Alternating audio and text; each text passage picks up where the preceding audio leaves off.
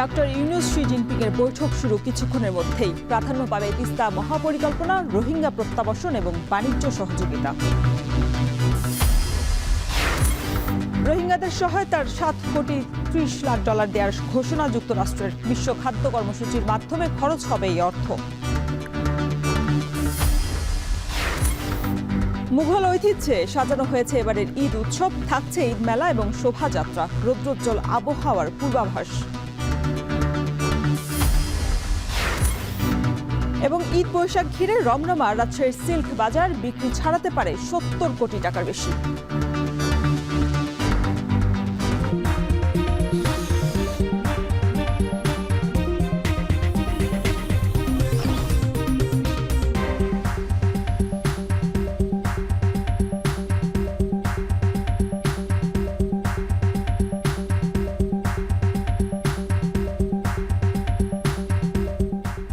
স্বাগত জানাচ্ছি এখন সকালে, সঙ্গে আছি আমি শরীফ রাউশন।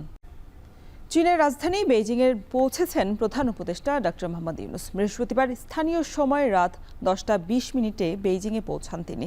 এই সময় দেশটিতে নিযুক্ত বাংলাদেশের রাষ্ট্রদূত মোহাম্মদ নাজমুল ইসলাম এবং চীনের উপমন্ত্রী শান ওয়েডং বিমানবন্দরে তাকে অভ্যর্থনা জানান। এদিকে কিছুক্ষণের মধ্যেই দেশটির রাষ্ট্রপতি শি জিনপিংয়ের সঙ্গে বৈঠকে বসবেন প্রধান উপদেষ্টা ডক্টর মোহাম্মদ ইউনূস। বৈঠকে তিস্তা মহাপরিকল্পনা, রোহিঙ্গা প্রত্যাবাসন এবং বাণিজ্য সহযোগিতার বিষয়টি গুরুত্ব পেতে পারে। এদিকে আজই হুয়াওয়ের উচ্চ প্রযুক্তি সম্পন্ন একটি ফ্যাসিলিটি পরিদর্শনের কথা রয়েছে ডক্টর ইউনূসের।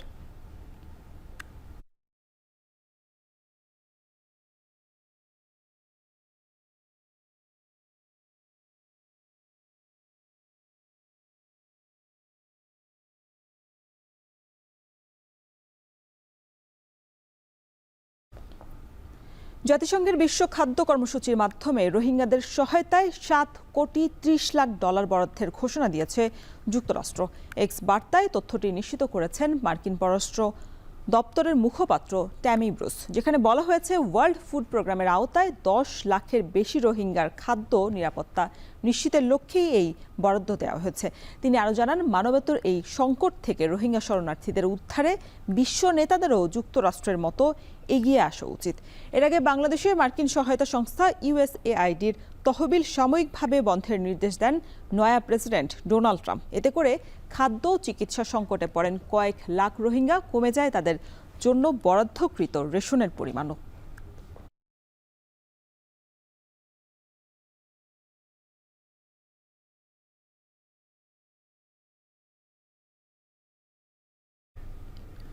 জাতীয় ঈদগাহ ছাড়াও এবার পুরাতন বাণিজ্য মেলার মাঠে হবে ঈদের জামাত। মুঘল আমলের মতো ঈদের উৎসবকে আড়ম্বরপূর্ণ করতে জামায়াতের পরই হবে ঈদ মেলা, হবে ঈদ মিছিল। অতিথি আপ্যায়নে থাকবে মিষ্টিসহ নানা খাবারের আয়োজন। ঈদের জামায়াতের প্রস্তুতি কতটা, আবহাওয়াই বা কেমন থাকবে, সে খবরই জানাচ্ছেন নাজমুস সাকিব।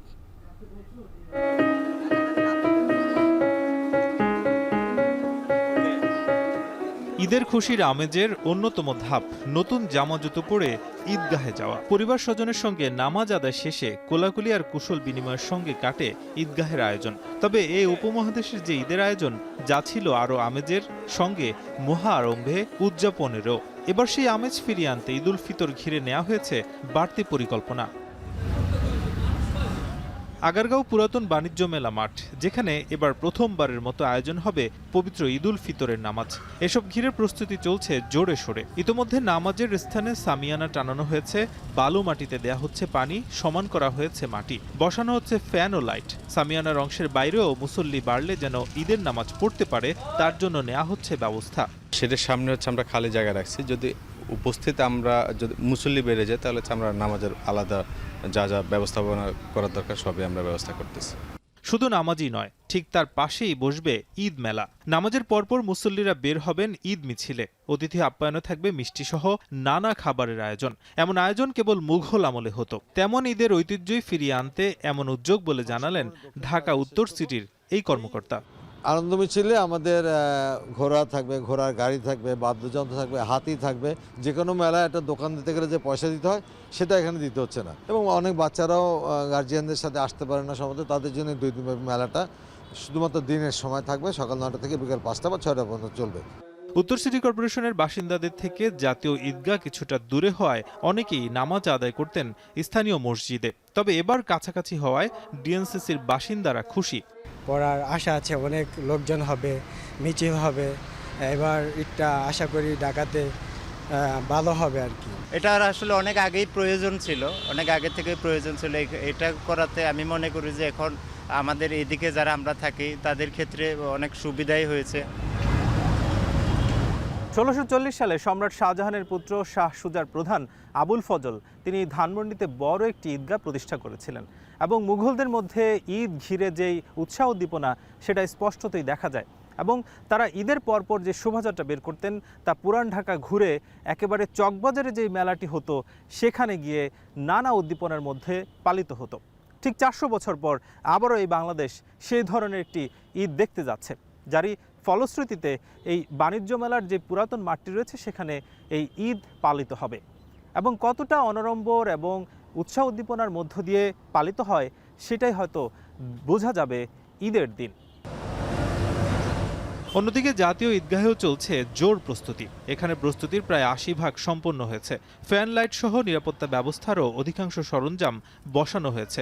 এখানে প্রায় ৩৫,০০০ মুসল্লি একসঙ্গে নামাজ পড়তে পারবেন। ঈদ জামায়াত নির্বিঘ্ন করতে প্রায় ২০টি সংস্থা একসঙ্গে কাজ করছে। ফায়ার সার্ভিসের হেল্প নিয়ে যে কোথাও পানি লিক করে কিনা এটা একটু পরীক্ষা করে নিব। ফাইনাল একবার চেক করবো যে কোথায় কোথায় কি করা লাগবে, ইন অ্যাডিশনাল ওনাদের কোনো রিকোয়ারমেন্টস থাকে কিনা ভিভিআইপি নিয়ে, সেগুলো আমরা দেখব। ঈদের দিনের আবহাওয়া থাকবে রৌদ্রোজ্জ্বল, তবে কাল বৈশাখীর এই সময়ে যে কোনো সময় বৃষ্টির সম্ভাবনা দেখছেন এই আবহাওয়াবিদ। ঈদের দিন বা ঈদের কাছাকাছি সময়ে বা ঈদের আগের দিন বা ঈদের দিন আমাদের সারা দেশে তাপপ্রবাহ না থাকলেও ঢাকা ডিভিশন বা তার আশেপাশে কিছু এলাকায় তাপপ্রবাহ থাকার সম্ভাবনাটা আছে। আমি কিছুদিন বৃষ্টির সম্ভাবনা তেমন একটা নাই। তারপরে যেহেতু কাল বৈশাখীর সময় আমাদের এটা যখন তখন হতে পারে।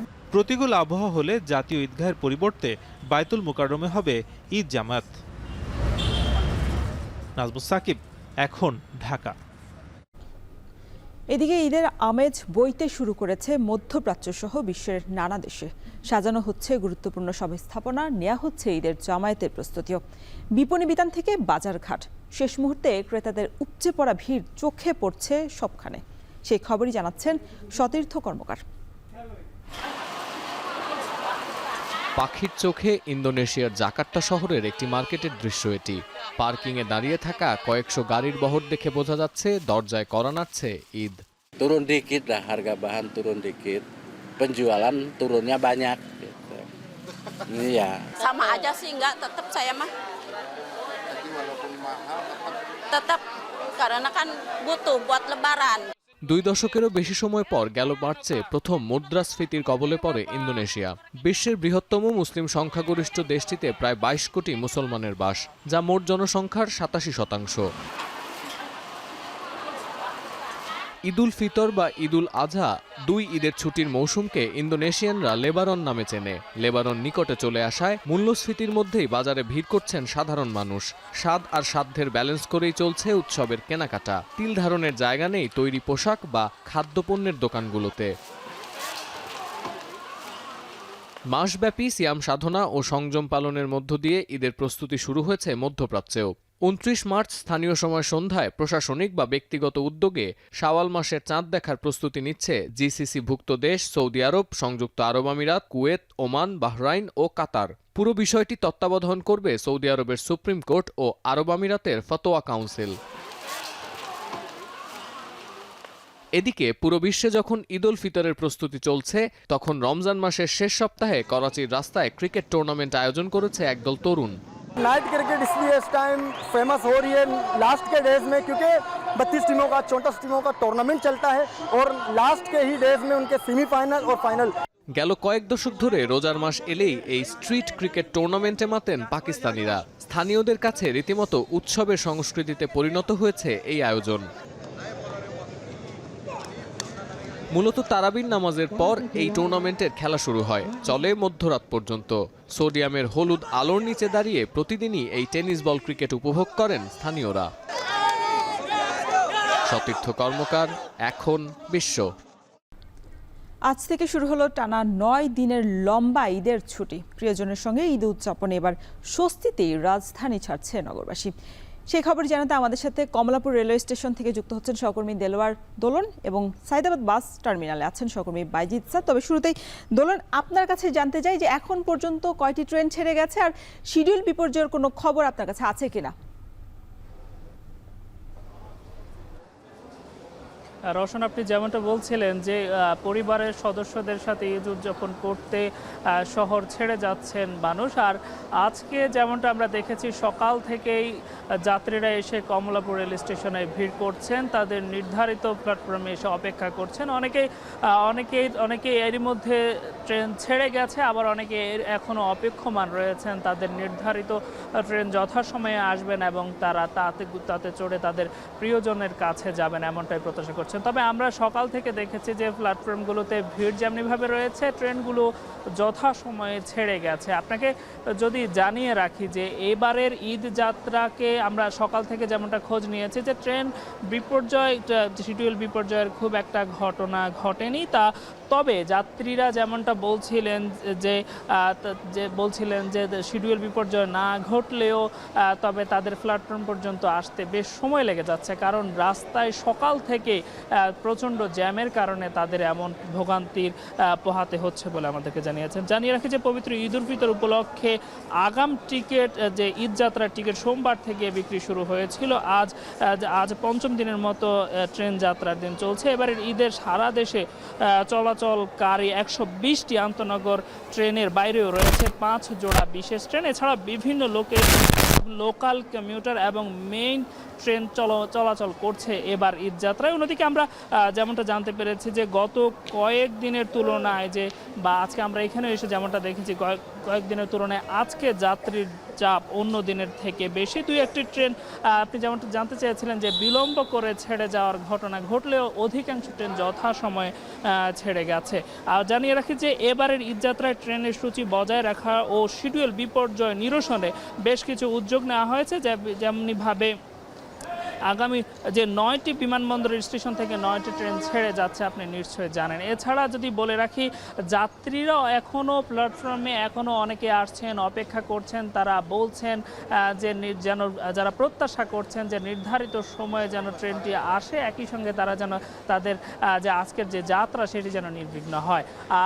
শুরুতে যেমনটা বলছিলাম, আজকে সকাল থেকে অর্থাৎ যারাই কমলাপুর রেল স্টেশনে আসছেন কিংবা যারাই পরিবারের সদস্যদের সাথে ঈদ যাত্রায় সামিল হওয়ার যুক্ত হচ্ছেন, তাদের একটাই অভিযোগ আমরা বারবার পেয়েছি।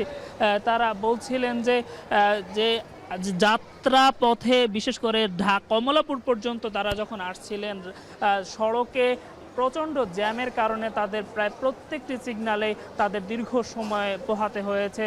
আর এর অন্যতম কারণ তারা বলছিলেন বিজয় সরণির মধ্যে থেকে শুরু করে নির্ধারিত গুরুত্বপূর্ণ স্থানগুলোতে ট্রাফিক ব্যবস্থাপনায় ট্রাফিক পুলিশের উপস্থিত না থাকায় তাদের এমন তীব্র ভোগান্তি পোহাতে হয়েছে। তো এই ছিল কমলাপুর স্টেশন থেকে আমার কাছে থাকা ঈদযাত্রার সবশেষ। আমরা শুনছিলাম কমলাপুর রেল স্টেশনে আমাদের সহকর্মী ছিলেন। এবার আমরা একটু সড়ক পথের খবর জানতে চাই, সেখানে আছেন বাইজিৎ স্যার। স্যার, আপনার পেছনে অনেক মানুষ দেখা যাচ্ছে, আজকে থেকে তো দীর্ঘ লম্বা একটা ছুটিতে যাচ্ছেন মানুষ। অতিরিক্ত বাস ভাড়ার কোনো অভিযোগ আছে কিনা, এই বিষয়ে কোনো তথ্য আপনার কাছে কি আছে জানাবেন।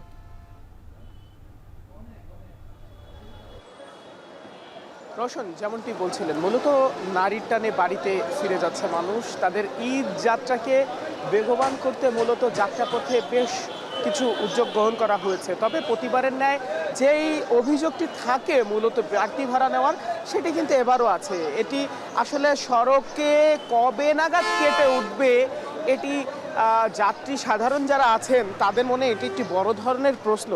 কেননা প্রতি বছরই বাড়তি ভাড়ার অভিযোগটা তারা করেন এবং বাড়তি ভাড়া কিন্তু নেওয়া হয়। মূলত সায়দাবাদে অন্য যে কদিন আছে সেই কদিনে এত বেশি ভিড় না থাকলেও আজকে যেহেতু গতকালকে শেষ কর্মদিবস শেষ হলো আর আজকে থেকে ছুটি শুরু, ঈদের ছুটি শুরু, তো সেই হিসেবে আজকে কিন্তু বেশ ভিড় আমরা লক্ষ্য করছি।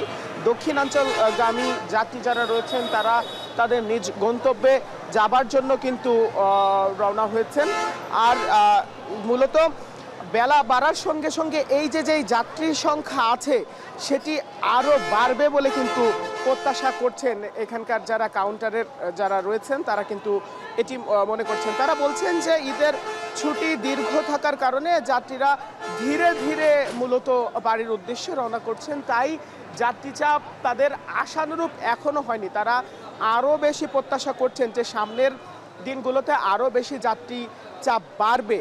আমরা কয়েকজন যেই ম্যানেজার রয়েছে এখানকার কাউন্টারগুলো তাদের সঙ্গে কথা বলেছি। তারা বলছেন যে সকাল নাগাদ এই যে ভিড়টা দেখছি এটি দুপুরে বা বিকাল নাগাদ আরও অনেক বেশি বাড়বে। তারা যেমনটি বলছেন যে তারা এখানে গাড়ি একদমই দেরি করছেন না, যখনই যাত্রীরা আসছে এবং গাড়ি ভরে যাচ্ছে তার সাথে সাথেই কিন্তু গাড়িগুলো ছেড়ে দেওয়া হচ্ছে। আর তাছাড়া গন্তব্যে এই যে ছেড়ে যাবার পরের রাস্তাতেও কিন্তু কোনো ধরনের যানজট বা কোনো দুর্ভোগ নেই।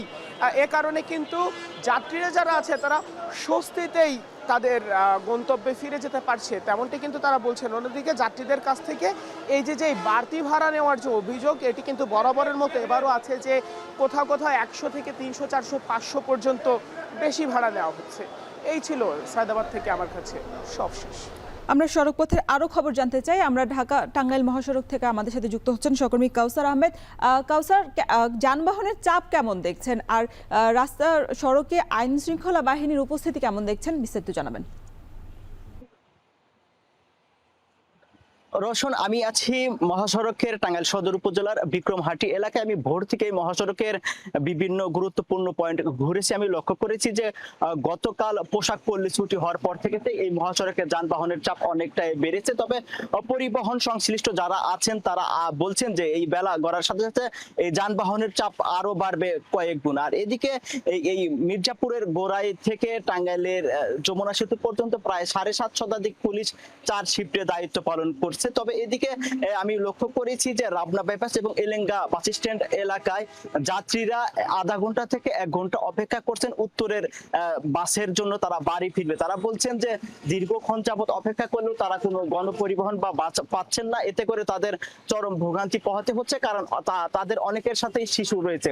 আর এদিকে কয়েকজন যাত্রী অভিযোগ করেছেন যে তাদের কাছ থেকে বাড়তি ভাড়া আদায় করা হচ্ছে। তিনি বলছেন যে সাধারণ সময়ে উত্তরের যে ভাড়া ছিল 200 টাকা, সেই ভাড়া 600 থেকে 700 টাকা আদায় করা হচ্ছে। এই বিষয়ে তারা প্রশাসন সহ ঊর্ধ্বতন কর্মকর্তার হস্তক্ষেপ কামনা করেছেন। এদিকে আমরা জেলা প্রশাসনের পক্ষ থেকে এই অতিরিক্ত ভাড়ার বিষয়ে কোনো তৎপরতা আমরা লক্ষ্য করিনি। ইতিপূর্বে জেলা প্রশাসনের পক্ষ থেকে বলা হয়েছিল যদি টাঙ্গাইল অঞ্চলে যদি বাড়তি ভাড়া নেওয়া হয় এই বিষয়ে তারা প্রয়োজনীয় পদক্ষেপ গ্রহণ করবেন। তবে আমরা কয়েকদিন যাবত মাঠে রয়েছি, যাত্রীরা অভিযোগ করছেন। তারা বলছেন যে বাড়তি ভাড়া নিলেও প্রশাসনের পক্ষ থেকে কোনো হস্তক্ষেপ করা হচ্ছে না বা কোনো ব্যবস্থা নেওয়া হচ্ছে না। আমরা কিন্তু মাঠ পর্যায়ে সেটির প্রমাণও পেয়েছি যে টাঙ্গাইল জেলা প্রশাসনের পক্ষ থেকে ভ্রাম্যমাণ আদালত বা সতর্কতামূলক কোনো কার্যক্রম আমাদের চোখে পড়েনি। আর এদিকে যমুনা সেতুতে রাত 12টা পর্যন্ত গত 24 ঘন্টায় প্রায় 35,200 অধিক যানবাহন পারাপার হয়েছে। এতে টোল আদায়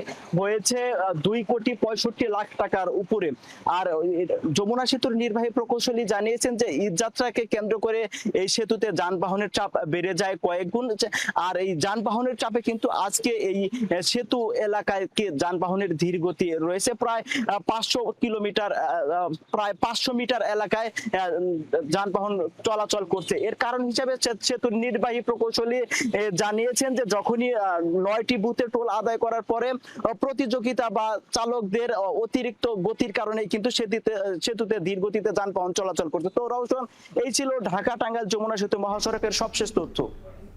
সড়ক থেকে রেলপথে ঈদে ঘরমুখ মানুষের যাত্রার খবর জানাতে আমাদের সাথে যুক্ত ছিলেন সহকর্মীরা। ধর্মীয় ভাবগাম্ভীর্য এবং যথাযোগ্য মর্যাদায় পবিত্র লাইলাতুল কদর বা পবিত্র শবে কদর পালিত হয়েছে। তাৎপর্যপূর্ণ এই রাতে আল্লাহর নৈকট্য লাভের আশায় ইবাদত বন্দেগী করেন ধর্মপ্রাণ মুসল্লিরা। মসজিদে মসজিদে চলে জিকির, কোরআন তিলাওয়াত এবং দোয়া মাহফিল। আরও জানাচ্ছেন জাবেদ আব্দুল্লাহ। শ্রেষ্ঠ লাইলাতুল কদরের রাত, মূলত এর সম্মান বোঝাতে একই সাথে আল কোরআন আর সূরা কদর নাজিল হয় এই রজনীতে।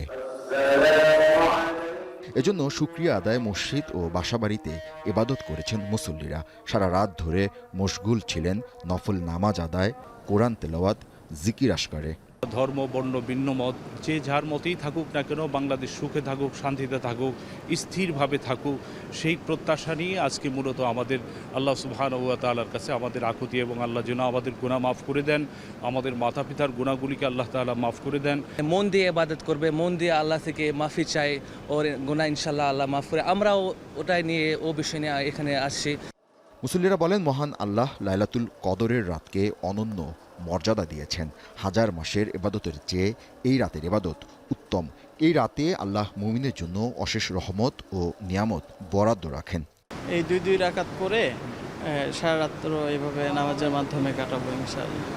এ রাত সম্পর্কে বাইতুল মুকাররমের খাদেম বলেন, রমজান থেকে সংযম ত্যাগের শিক্ষা নিয়ে জীবনের প্রতিটি ক্ষেত্রে তা বাস্তবায়ন আর প্রয়োগ রাখতে হবে। আজকের রাত্রে ইবাদত বন্দি করতেছি, এই বন্দিগি সারা রাত্রেই চলতে থাকবে। এখানের মাঝে তারাবির নামাজ হয়েছে, আবার কিয়ামুল লাইলের নামাজ শুরু হবে। এই রাত্রটা ফজিলতের মাধ্যমে ফজরের পর্যন্ত আমরা এই মসজিদে ইবাদত বন্দিগির মাধ্যমে শেষ করব। অনেকেই ইবাদত শেষে পরিবার স্বজন আত্মীয়দের মধ্যে যারা দুনিয়া থেকে বিদায় নিয়েছেন তাদের কবর জিয়ারত করেন। কবরবাসীর সকলের জন্যই দোয়া করা হয়েছে। আজকের এই দিনের উসিলায় যেন আল্লাহ তাদের সকলের কবর আযাব মাফ করে দেন। আল্লাহ সকলকে যেন আল্লাহ পাক তাদেরকে জান্নাতবাসী করেন। আমার ভাই এখানে শুয়ে আছে, আমার আত্মীয় স্বজনরা এখানে আছেন, তো সবাইকে জন্য দোয়া করছি আল্লাহ যাতে এই পবিত্র মহিমান্বিত রাতের উসিলায় তিনাদেরকে মাফ করে দেয়, এবং আমাদেরকেও এইখানে আসার জন্য প্রস্তুতি এখন থেকে নেওয়ার তৌফিক দেয়। মহিমান্বিত এই রজনীতে নেক হায়াতের জন্য নীরবে ক্ষমা চাইছেন অনেকেই। সঠিক ও পূর্ণাঙ্গ জীবন গঠনে এই রাতে ইবাদতের প্রতি গুরুত্ব দিচ্ছেন ওলামা মাশায়েখ ও ইসলামিক চিন্তাবিদরা। জাবেদ আব্দুল্লাহ, এখন, ঢাকা। ঈদ ঘিরে চড়া মেহেরপুরের সবজির বাজার। কেজিতে 5 থেকে 10 টাকা বেড়েছে সব ধরনের সবজির দাম। এ বিষয়ে বিস্তারিত জানাতে মেহেরপুর বড় বাজার থেকে যুক্ত হচ্ছেন মুজাহিদ আল মুন্না। মুন্না, সবজির দাম বাড়ার কারণ হিসেবে ব্যবসায়ীরা কি বলছেন, আর বাজার সহনীয় রাখতে মনিটরিং এর কোনো ব্যবস্থা দেখেছেন কিনা প্রশাসনের পক্ষ থেকে?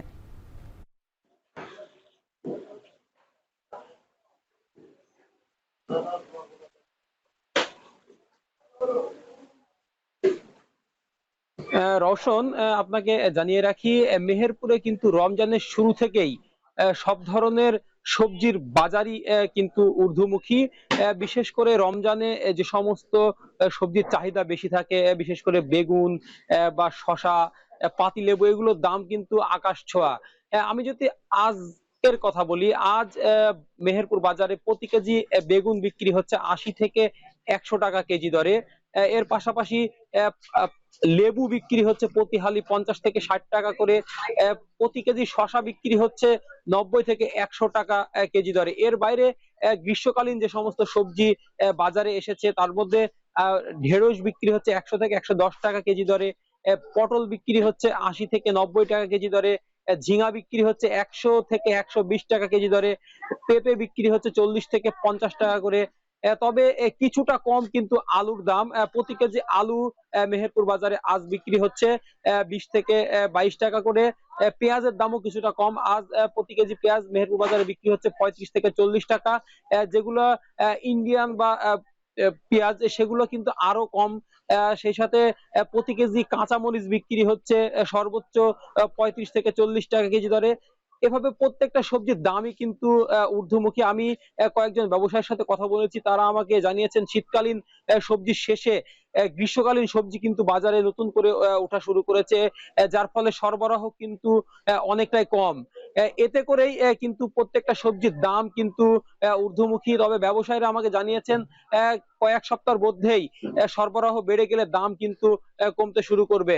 আপনি মনিটরিং এর কথা বলছেন, রমজানের শুরু থেকে কয়েকদিন মাত্র আমরা দেখেছি বাজার মনিটরিং করছে, কিন্তু ধারাবাহিক ভাবে যে বাজার মনিটরিং সেটা কিন্তু আমাদের এখনো পর্যন্ত সেভাবে চোখে পড়েনি। রওশন, এর বাইরে আমি কয়েকজন ক্রেতার সাথে কথা বলেছি, তারা আমাকে জানিয়েছেন প্রত্যেকটা জিনিসের দাম কিন্তু ঊর্ধ্বমুখী, যার ফলে যারা বাজার করতে আসছে তারা কিন্তু 100 টাকার নিচে কোনো সবজি পাচ্ছে না, এতে করে বিভিন্ন ধরনের সমস্যায় পড়ছেন ক্রেতারা। তাই ক্রেতাদের দাবি যে খুব দ্রুত বাজার মনিটরিং এর মাধ্যমে যাতে সব ধরনের সবজির দাম যাতে সহনীয় পর্যায়ে রাখা যায় তার ব্যবস্থা করা। রওশন, এই ছিল আমার কাছে মেহেরপুরের সবজি বাজারের সর্বশেষ পরিস্থিতি। রওশন। চাহিদার তুলনায় সরবরাহ কম থাকায় মেহেরপুরের সবজির বাজার ঊর্ধ্বমুখী, সেই খবরই জানাচ্ছিলেন আমাদেরকে সহকর্মী মুজাহিদ আল মুন্না। উৎসবে ঐতিহ্যের পরম্পরায় রাজশাহীর ঈদ বাজারের আকর্ষণ রেশমের পোশাক। নতুন প্রতিযোগিতার বাহারি ডিজাইন আর আকর্ষণীয় সব কারুকাজে বিসিকের সিল্ক ফ্যাক্টরি বেশ মন কাড়ছে নারী, পুরুষ, শিশু সহ বৃদ্ধদের। তাতে পোশাকের বেচাকেনা ছাড়াবে ৬০ কোটি টাকা, সাথে থান কাপড়ের পাইকারি বিক্রি বাড়ায় যুক্ত হতে পারে আরও ১০ কোটি টাকা। এর ফলে ঈদ বৈশাখ ঘিরে রমরমা সিল্কের বাজার। সাজিব আহমেদের ক্যামেরায় রাকিবুল হাসানের প্রতিবেদন।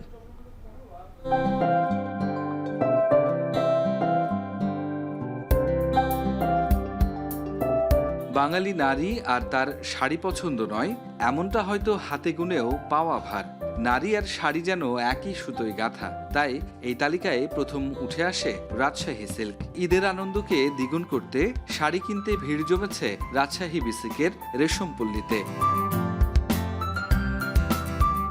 আবহাওয়া ও ক্রেতাদের চাহিদা মাথায় রেখে এবারে রাজশাহীর সিল্ক, তসর, বলাকা, সফট, অ্যান্ডি, ধুপিয়ান, মটকা ও মসলিনের কাজে ভিন্নতা এসেছে। শাড়ির দাম শুরু হয়েছে ৪,০০০ থেকে আর শেষ হয়েছে ৬৫,০০০-এ। যদি ঐতিহ্যবাহী কোনো জিনিস পরিধান করি তাহলে তো সেটা উৎসবের আনন্দকে আরো বাড়িয়ে দেয়। এখানকার সিল্ক শাড়িগুলো অনেক সুন্দর, ইউনিক, এই জন্য আসলে এখানে এসে সিল্কের শাড়ি দেখা বা নেওয়া। সিল্কটা অনেক দেখতে অনেক সুন্দর লাগে, পরে ক্যারি করা অনেক সহজ। শাড়ির পাশাপাশি বেশ কয়েক বছর থেকে জনপ্রিয় হচ্ছে সিল্কের 3 পিসও। এছাড়া ছেলেদের জন্য সিল্কের পাঞ্জাবিতে এমব্রয়ডারি, অ্যাপ্লিক ও প্রিন্টের কাজে এসেছে নতুনত্ব। তাই ক্রেতারা কিনছেন তাদের প্রিয়জনের জন্য। হাজবেন্ডের জন্য দেখতে আজকে একা একা আসছি, গিফট দেবো তাই, বাট আমার ছেলেদের কিনা হয়ে গেছে এখান থেকে পাঞ্জাবি, শার্ট, আমারও হয়েছে 3 পিস। তাদের যে কালেকশন সেগুলোই সবসময়ই সাম্প্রতিক, আমরা কিনেও স্বাচ্ছন্দ্য বোধ করি। সিল্কের পাঞ্জাবি তো সবসময় সবচেয়ে ভালো, বাংলাদেশের মধ্যে সবচেয়ে ভালোগুলোর মধ্যে একটা আর কি। ক্রেতাদের নজর কাড়তে প্রতি বছর রং, ডিজাইনে পরিবর্তন আনা হচ্ছে সিল্কের কাপড়ে। ফলে সিল্কের শোরুমগুলোতে বাড়ছে ক্রেতাদের আগ্রহ ও বেচাকেনা। অনেক আইটেম থাকে আমাদের যেগুলো অনেক সবাই পছন্দ করার মতন আর কি, যেন একটা কাস্টমার দেখে যেন পছন্দ করে সেরকম কোয়ালিটি আমরা তৈরি করি প্রতিবারের। আমাদের কালেকশনটা প্লাস আমাদের ডিজাইন অন্যদের চেয়ে আসলে অনেকটা ডিফারেন্ট। ব্যবসায়ীরা জানান, বর্তমানে সুতি কাপড়ের দাম বৃদ্ধির চেয়ে সিল্কের দাম কম, তাই সিল্কের পোশাকের প্রতি আগ্রহ বেড়েছে ক্রেতাদের। ঈদের শেষের দিনগুলোই বেচাকেনা আরও জমজমাট হবার প্রত্যাশা তাদের। প্রতি বছরের মতো এবারও আমরা বেশ ভালো প্রস্তুতি নিয়ে যতখানি সম্ভব নতুনত্ব ডিজাইন, কালার, প্যাটার্ন এগুলোর কম্বিনেশনে নতুন পোশাক আনার চেষ্টা করেছি এবং এখন পর্যন্ত আমরা যতটুকু দেখেছি যে রেসপন্স বেশ ভালো। বিসিক এলাকার মধ্যে আমরা প্রায় 50 কোটি টাকার মতো সিল্কের ব্যবসা শোরুমওয়ালারা করতে পেরেছিল। তারা শুধু যে শোরুমেই দেয় রাজশাহীতে তাও না, আড়ংয়ে দেয়, আরও অনেক জায়গায় দেয়। তো সেই তুলনায় আমাদের রাজশাহীতে 50 থেকে 60 কোটি টাকার ব্যবসা আশা করি হবে। ঈদের 3 মাস আগে থেকেই শুরু হয় সিল্কের থান কাপড়ের পাইকারি ব্যবসা। তবে এবারে আরও বেশি অর্ডার থাকায় তা চলবে আরও 1 মাস। ফলে এবছর বিসিকে সিল্কের 18টির বেশি কারখানা থেকে বেচাকেনা হবে আরও 10 কোটি টাকা। রাকিবুল হাসান, এখন রাজশাহী। আরএফএল গিজারে আছে ওয়ার্ল্ড ফ্লো টেকনোলজি, যা পানি গরম করে 20% কম বিদ্যুৎ খরচে, আর একবার অন করলেই পানি গরম থাকে 24 ঘন্টা। আরএফএল গিজার, উষ্ণ পানির পরশ। তুলার বীজ থেকে তৈরি হচ্ছে ভোজ্য তেল, আর এ তেল পুষ্টিগুণ সমৃদ্ধ বলছে BCSIR। বিশ্বজুড়ে এই তুলা তেলের বাজার $3 কোটি বেশি। যদিও কুষ্টিয়ার দেশের একমাত্র কটন অয়েল মিল রিফাইনারি বছরের 3 মাস চালু রাখা গেলেও কাঁচামাল সংকটে বন্ধ থাকে বাকি সময়। সম্ভাবনাময় এই খাতকে এগিয়ে নিতে তুলা চাষ বৃদ্ধির কথা বলছেন সংশ্লিষ্টরা। রাজীব শেখের ক্যামেরায় কুষ্টিয়া থেকে বিস্তারিত জানাচ্ছেন দেলাওয়ার দোলন। শ্রমিকের পায়ে দোল খাচ্ছে তুলার বীজ।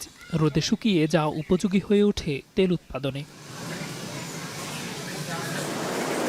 শুরুতে চাষিদের উৎপাদিত তুলা কিনে নেন জিনাররা, পরে জিনিং মেশিনের সাহায্যে তুলা থেকে আঁশ ও বীজ আলাদা করা হয়।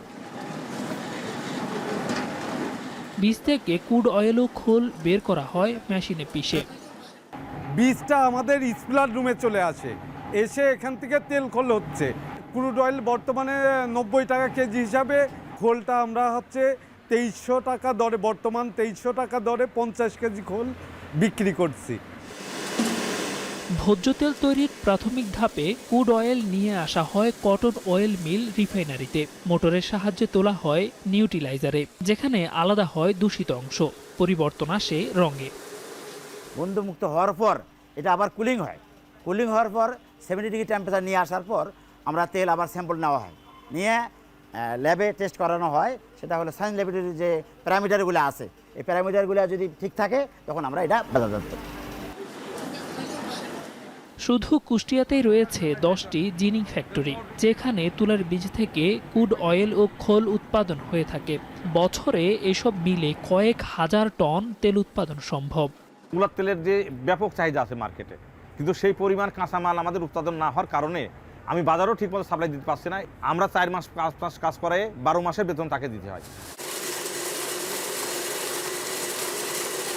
তুলার বীজে 18 ভাগ তেল রয়েছে, বাকি অংশ হয় খোল। ভোজ্য তেল তৈরি প্রক্রিয়ার শেষ ধাপের উচ্ছিষ্ট অংশ ব্যবহার হয় সাবান তৈরিতে। এ তেল গুণে মানে পুষ্টিগুণ সমৃদ্ধ, কম কোলেস্টেরল যুক্ত বলছে বাংলাদেশ বিজ্ঞান ও শিল্প গবেষণা পরিষদ BCSIR। ব্যতিক্রমী এই ভোজ্য তেলকে বাণিজ্যিক রূপ দিতে সদিচ্ছা প্রয়োজন বলছেন তুলা উন্নয়ন বোর্ড সংশ্লিষ্টরা। তুলা এমন একটা ফসল যার কোনো কিছুই ফেলনা নয়। তুলার উৎপাদন বাড়ে, তাহলে পশুখাদ্য খোলও আমাদের যোগান দেওয়া সম্ভব হবে, আবার আমাদের যে তেলের চাহিদাও আমরা কিছু পূরণ করতে পারবো। যে পরিমাণ ফ্যাক্টরিতে জন্য কাঁচামাল দরকার সেই পরিমাণ কাঁচামাল হয় না, কিন্তু আমেরিকাতে আর্মিদের খাওয়াচ্ছে, পাকিস্তানে আর্মিদের খাওয়াচ্ছে। ইন্ডিয়াতে কিন্তু সোয়াবিনের থেকেও গুজরাট অঞ্চলে 14 টাকা কেজিতে দাম বেশি বিক্রি হচ্ছে। এভাবে নানা প্রক্রিয়ার মধ্য দিয়ে তুলার বীজের তেল খাবার উপযোগী হয়ে ওঠে। যদিও এ ধরনের মিলগুলো বছরের 3 থেকে 5 মাস সচল থাকে। এর অন্যতম কারণ কাঁচামালের সংকট। সংশ্লিষ্টরা বলছেন, তুলার উৎপাদন বৃদ্ধি করা গেলে সারা বছরই এ ধরনের মিল সচল রাখা সম্ভব। দেলোয়ার দোলন, এখন কুষ্টিয়া। দেশের অর্থনীতির চাকা সচল রাখতে যারা সারা বছর শ্রম দেন তাদের ঈদ কেমন কাটে? অধিক বাসা ভাড়া আর দ্রব্যমূল্যের ঊর্ধ্বগতির বাজার, পাশাপাশি ঈদ এলে প্রিয়জনের চাহিদা মেটাতে গিয়ে নিজের ঈদের আনন্দটাই রয়ে যায় অধরা। বলছিলাম পোশাক শ্রমিকদের কথা। সাভারের পোশাক শ্রমিকদের ঈদ প্রস্তুতি নিয়ে হুমায়ুন কবিরের প্রতিবেদন।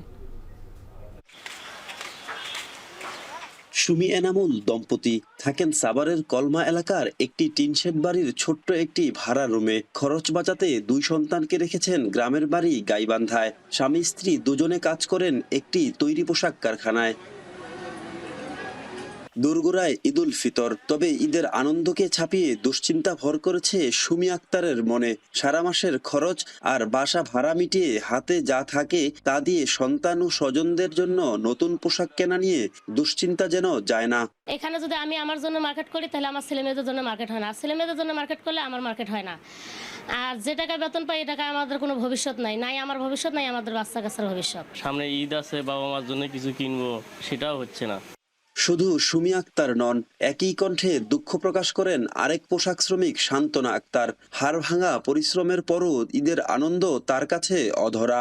আমাদের সব দিন সমান নয়, আমরা কি ঈদ, আমরা কোনো তো ঈদ নাই, আমরা চলতে পারি না, ছেলে মেয়েরা কোনো কাপড় লতা কিনতে পারি না। বলা হয় ঈদ মানে আনন্দ, তবে যারা ঈদে এক টুকরো নতুন কাপড়ের জন্য হিমশিম খান তাদের কাছে ঈদের অর্থই আলাদা। গরিবের আবার ঈদ, আমরা যে বেতন পাই এ বেতন দিয়ে আমাদের নিজেদেরই চলে না। ঈদের কোনো আমাকে নাই, উৎসাহ নাই, কারণ আমাকে এক সেট কাপড় কিনতে হইলে একজনের জন্য কিনলে আর একজনের জন্য কেনা হয় না। ছেলে মেয়ে মানে ধরেন দিই তখন নিজের হয় না, আর নিজের করতে গেলে ছেলে মেয়ে শ্বশুর শাশুড়ির হয় না। আবার তারপরেও গাড়ি ভাড়া আছে, তারপরেও রুম ভাড়া আছে। তবুও ঈদের ছুটিতে শহরের কোলাহল ছেড়ে প্রিয়জনের কাছে ফিরে যাওয়ার স্বপ্ন দেখেন শ্রমিকেরা। ছুটি শেষে নতুন দিনের কর্মব্যস্ততায় ফিরবে তাদের জীবন। হুমায়ুন কবির, এখন সাভার। গেল বর্ষায় স্মরণকালের ভয়াবহ বন্যার কবলে পড়ে দেশের দক্ষিণ পূর্বাঞ্চলের জেলা ফেনী। পানিবন্দী ছিলেন 10 লাখের বেশি মানুষ। আর এই বন্যায় ক্ষতি ছাড়িয়ে যায় অতীতের সব রেকর্ড। টেকসই বাধা না থাকায় আসছে বর্ষায় আবারও বন্যার শঙ্কায় স্থানীয়রা। সোলাইমান ডালিমের প্রতিবেদন, ছবি তুলেছেন দুলাল তালুকদার। গেল বর্ষায় ভারতের পাহাড়ি ঢলে ফুলগাজী পরশুরামের মুহুরী কহুয়া ও সিলোনিয়া নদীর 102টি স্থানে বাঁধ ভেঙে ভয়াবহ বন্যার কবলে পড়ে ফেনীবাসী, যার ক্ষত এখনো মেটেনি। বন্যার পর ভেঙে যাওয়া বাঁধগুলো জোড়াতালির মেরামত করা হলেও করা হয়নি স্থায়ী সমাধান। তাই আসছে বর্ষায় আবারও বানে ভাসার আশঙ্কা স্থানীয়দের। টেকসইভাবে যদি সুন্দরভাবে ভালোভাবে বাঁধ দেয় তাহলে আমাদের সুন্দরভাবে নিরাপত্তাভাবে সুন্দরভাবে থাকতে পারবো। গাইড ওয়াল হোক বা বল্লক দিয়ে হোক, এইভাবে যদি স্থায়ীভাবে বেরিবারটা দেয় তাহলে আমরা এই বন্যার কবল থেকে বাঁচতে পারবো। গেলবার পরশুরামের মির্জানগর ইউনিয়নের নিষ্কালিকাপুর সীমান্তের শূন্যরেখায় বল্লার মুখার ভারতীয় অংশের বাঁধ কেটে দেয় ভারতীয় সীমান্তরক্ষী বাহিনী। আর এ কারণে বন্যা বিপর্যয়কর রূপ নিয়েছিল বলে অভিযোগ স্থানীয়দের। সীমান্ত জটিলতায় সে বাঁধের এক প্রান্তের কাজ এখনো হয়নি। মুড়ি নদীর যে পয়েন্টটা ভাঙছে, ওই পয়েন্টের মূল বাঁধটা যদি টেকসইভাবে সরকার দুই দেশ বসে ওটা যদি টেকসইভাবে বাঁধা হয় তাহলে এই বাঁধগুলোর উপরে এতটা চাপ আসে না। আর এখন যে বাঁধগুলো বাঁধতেছে এগুলো আসলে অতটা টেকসই হবে না যদি মূল পয়েন্টটা না বাঁধা হয়।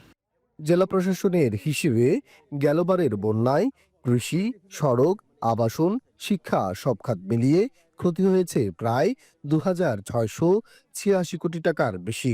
প্রাণ হারিয়েছেন 35 জন। এমন ঘটনার পুনরাবৃত্তি ঠেকানোর আহ্বান সচেতন মহলের।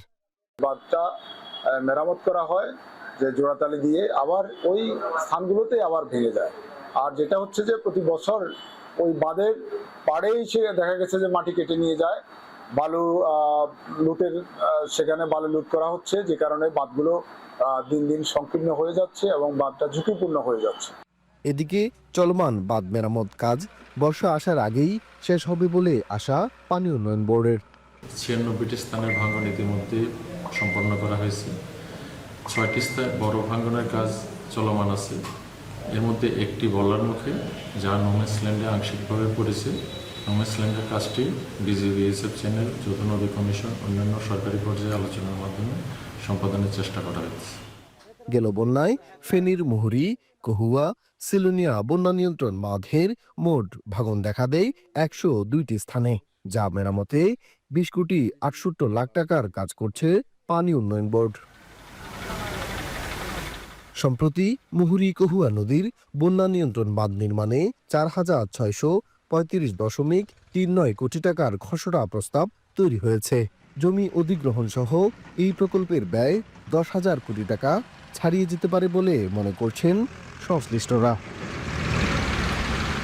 ফেনীর ফুলগাজী পরশুরামে জোড়াতালির এই কাজের চিত্র প্রতি বছরই বন্যার পর বেড়িবাঁধ তৈরিতে কোটি টাকা ব্যয় হলেও ফের বর্ষা এলেই ডুবতে হয় এখানকার মানুষদের। নষ্ট হয় বসতি, ফসল এবং জনজীবন। এই ভোগান্তির চিত্র থেকে বাঁচতে হলে স্থানীয়রা যেমনটি বলছেন, জোড়াতালির কাজ নয়, একটি টেকসই বাঁধ। সেই টেকসই বাঁধ মুক্তি দিতে পারে তাদের দীর্ঘদিনের ভোগান্তির জীবন। সোলাইমান ডালিম, এখন ফেনী। মধ্যপ্রাচ্যের সাধারণ প্রবাসীদের টার্গেট করে লাগেজ বাণিজ্য বেশ পুরনো। কখনো বিমানের টিকিট, কখনো আবার আর্থিক লেনদেন। বিনিময়ে অসাধু চক্রের মালামাল এয়ারপোর্ট পার করে দেন স্থানীয়রা।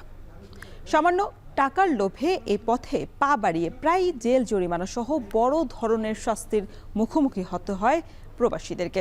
আমিরাত থেকে আরও জানাচ্ছেন কামরুল হাসান জনি। উন্নত জীবনের আশায় কাজের তাগিদে বিদেশে পাড়ি জমান বহু স্বপ্নবাজ মানুষ।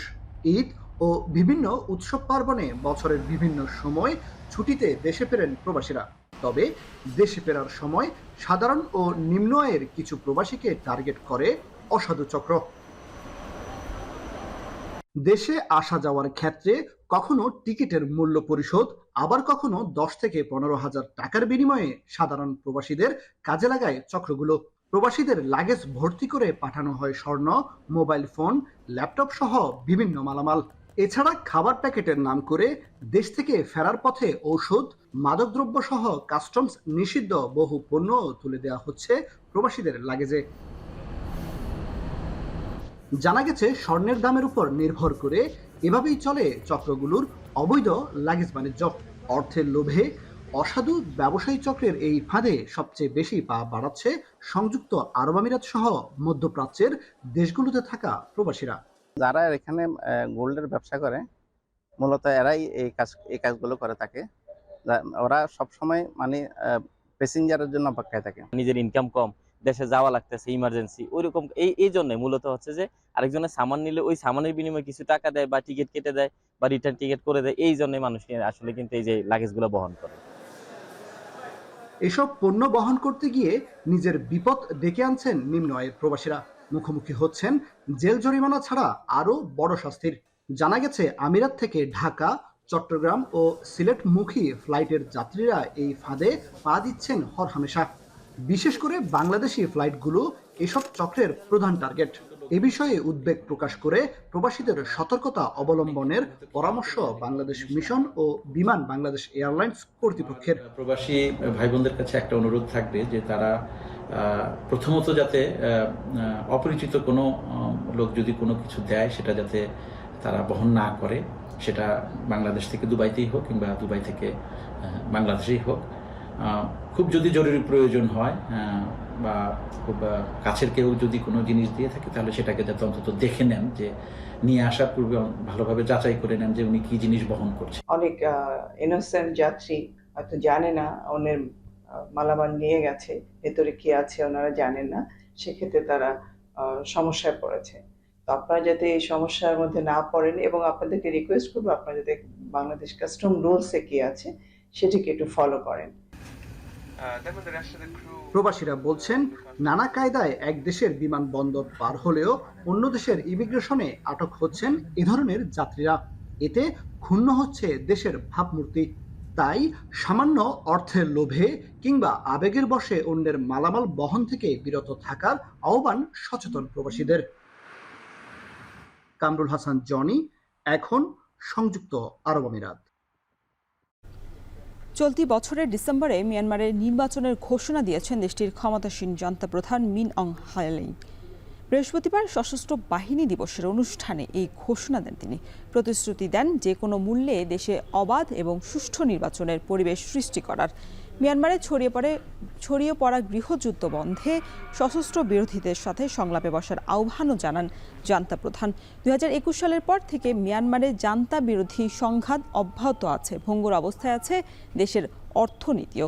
সম্প্রতি বেশ কয়েকটি রাজনৈতিক দলকে নিষিদ্ধ করেছে জান্তা সরকার। ফলে আসন্ন নির্বাচনের বৈধতা নিয়ে এরই মধ্যে প্রশ্ন উঠেছে নানা মহলে।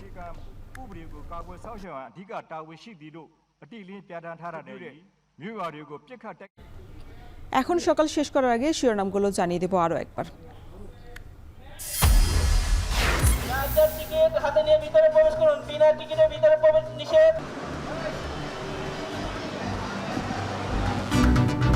টানা 9 দিনের ছুটি শুরু। কমলাপুর স্টেশন থেকে সময় মতো ছাড়ছে ট্রেন। মহাসড়কে চাপ বাড়লেও যানজট না থাকায় ঈদ যাত্রায় স্বস্তি। রাস্তা আছে ভালো, কোনো যানজট নেই, একে ক্লিয়ার। গত ঈদের তুলনায় এবার অনেক ভালো নিয়ম শৃঙ্খলা, আইন শৃঙ্খলা, অনেক পরিস্থিতি স্বাভাবিক অবস্থার উন্নতি হয়েছে। 500 টাকা ভাড়া বরিশালে, এখন সেই ভাড়া 800 টাকা। বাস ঠিক মতো আসতেছে না, ইভেন কাউন্টারের কথা বললাম তাও জিজ্ঞেস করতেছে যে ওরাই বলতেছে না যে বাস কখন আসবে। ডক্টর ইউনূস শি জিনপিং এর বৈঠক শুরু কিছুক্ষণের মধ্যেই। প্রাধান্য পাবে তিস্তা মহাপরিকল্পনা, রোহিঙ্গা প্রত্যাবাসন এবং বাণিজ্য সহযোগিতা। রোহিঙ্গাদের সহায়তার $7.30 কোটি দেওয়ার ঘোষণা যুক্তরাষ্ট্রের। বিশ্ব খাদ্য কর্মসূচির মাধ্যমেই খরচ হবে এই অর্থ। এবং মুঘল ঐতিহ্যে সাজানো হয়েছে এবারের ঈদ উৎসব। থাকছে ঈদ মেলা এবং শোভাযাত্রা, রৌদ্রোজ্জ্বল আবহাওয়ার পূর্বাভাস। ঈদ বৈশাখ ঘিরে রমরমা রাজশাহীর সিল্ক বাজার, বিক্রি ছাড়াতে পারে 70 কোটি টাকার বেশি।